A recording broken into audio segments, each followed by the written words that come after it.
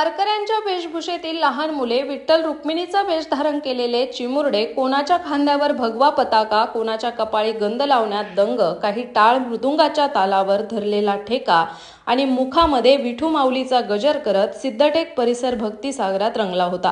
सिद्धटेक गावात अनेक ठिकाणी बाल वारकऱ्यांच्या दिंडी सोहळ्याचे नागरिकांकडून स्वागत करण्यात आले। सिद्धटेक येथील जिल्हा परिषद प्राथमिक शाळा देऊळवाडी आषाढी एकादशींचे औचित्य साधत बाल दिंडीचे आयोजन करण्यात आले होते।